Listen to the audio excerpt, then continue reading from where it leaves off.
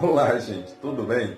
Hoje o de Papo do Danilo com Danilo vem fazer com que você entenda os sentimentos de quem descobre que foi traído. Esse não é um tema muito fácil, né? Não é um tema muito agradável de ser abordado, né? Muitos de nós temos esse trauma, né? Essa insegurança. Mas o que eu venho falar para você hoje é que Branca de Neve, Cinderela e a Bela Adormecida, elas nunca traíram, nem tampouco foram traídas por seus príncipes encantados. Os contos de fada nos levam, né, nos fazem acreditar que o casamento é a garantia da eterna plenitude, é a segurança incondicional, acima dos desgastes e armadilhas inerentes ao relacionamento amoroso. Então, os personagens de conto de fadas jamais passaram por aflições, né, como as que muitas das vezes vivemos no nosso dia a dia ou ouvimos, né? Por exemplo, o relato de alguém que descobre que foi traído, independentemente de sexo ou gênero, passa pela ideia insuportável de pensar que o parceiro está feliz nos braços de outra pessoa. Isso não é legal.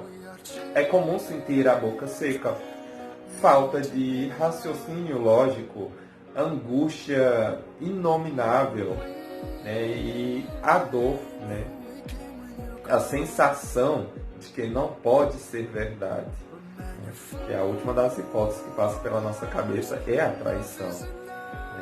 Não raras das vezes escutamos também relatos que as pessoas têm a sensação de que ao perder o ser amado, né, na verdade o que se perde não é o outro, mas a si mesmo. Né? A flexibilidade em constatar que ao invés de serem dominados pelo ódio que sentem, é um amor ainda maior pelo parceiro ou parceira. Mais insuportável do que saber da traição é a ideia de perder o amor do parceiro. O parceiro. Bom, a infidelidade, enfim, desencadeadora aí de muitos conflitos e rupturas nas relações. É um dos fatores que leva as pessoas, na verdade, a buscar ajuda terapêutica, com urgência. A dor de ser traído é, ao lado do luto, um dos maiores sofrimentos de que padece aí o ser humano, pois faz a inclusão de um terceiro num enredo do casamento e inaugura a triste desencadeadora de que a pessoa amada é capaz de fazer com outra pessoa uma aliança da qual estamos excluídos. Bom, gente, a psicanálise coloca aí em evidência o fato de que há uma dissociação entre duas correntes, uma afetiva e outra sexual, levando muitas vezes uma pessoa a amar quem não deseja ou desejar quem não ama. Em nossa sociedade, estamos acostumados a pensar amor e desejo como sentimentos que coincidem, mas não necessariamente. O que eu posso dizer? É possível amar sem desejar e desejar sem amar. Né? Constatamos também que em muitos casos o amor, longe de fomentar o desejo, muitas das vezes o inibe. Ou seja, quanto mais se ama, menos se deseja. Quando nunca passou pela experiência de, no início do relacionamento, onde ainda não havia amor, dado que a construção do amor exige tempo, prática, um sexo quente, por exemplo, e selvagem com o parceiro, E ao longo do relacionamento, apesar do crescimento do amor, o sexo se transformar em algo morno, né? Então, gente, enfim, conservar o equilíbrio entre sexo e amor em uma relação ao longo dos anos mostra-se como uma tarefa difícil. A terapia, seja individual ou de casal, de algum modo pode lançar luz sobre algumas questões sombrias que afetam, né, e geralmente perturbam o desenrolar dos relacionamentos, né?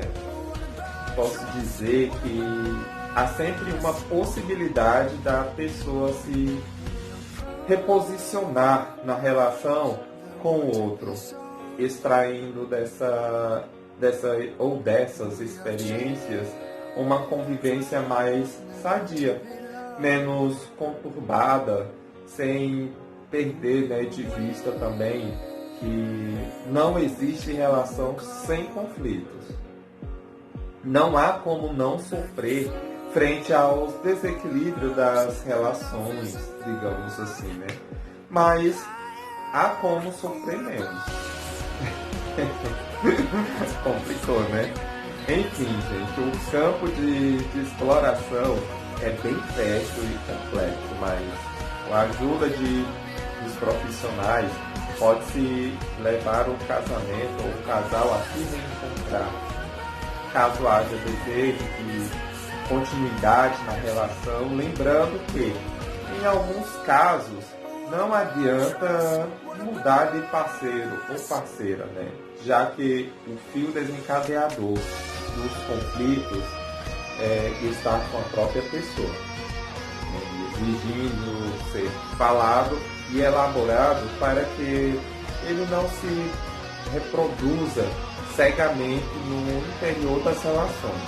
A terapia pode oferecer saídas ofertando, por exemplo, a escuta analítica para que a pessoa possa reorganizar os seus conflitos pelas vias dos processos de resignação e elaboração. Bom, ser traído é uma das experiências mais dolorosas para o ser humano, pois não apenas a fidelidade fica perdida, né? Mas também aí a lealdade, né, que é posta em questão. Não há como não se magoar profundamente. Finalizo esse vídeo, né, agora aí com uma mensagem para vocês. A mágoa altera as estações, altera as horas, né, de repouso, fazendo aí com que da noite dia e do dia noite. Se você passou por um momento, por uma fase, se você foi traído ou traída, independente de relação, da orientação sexual, não importa. Sentimento é sentimento, né? E isso pode ser um forte agravante negativo na sua vida, na sua saúde mental, psicológica, né? E fisiológica também, né? Porque uma vez que você foi traído, aí se vai noites de sono perdida, né? Aqueles pensamentos negativos, né? Viram um turbilhão na sua cabeça. Então procure sempre ajuda médica. Eu costumo sempre colocar o SUS como referência, porque através do SUS você consegue psicólogos, né? Desculpa. Consegue psicólogos, consegue psiquiatras, pessoas capacitadas para estar lidando com você, né? Não pense que ao chegar lá você vai ser julgado, você vai ser apontado, porque para nós para mim, que estou me preparando para essa vida acadêmica, que estou nessa vida acadêmica, para mim não existe errados, né? E tampouco para os profissionais que já atuam na área da saúde, né? Então não existe o certo, não existe o errado, existe a orientação. Então os profissionais do SUS estão aí para isso, para orientar, para te mostrar que no fim ali do túnel há uma luz, há uma saída, tá bom? Um forte abraço, fica com Deus. Esse vídeo de hoje sem edições, vocês estão vendo aí uma porção de erros aí, principalmente no final, mas o gostoso de tudo isso é saber que a gente está construindo junto, né? Estamos aqui para isso. Um forte abraço, fica com Deus.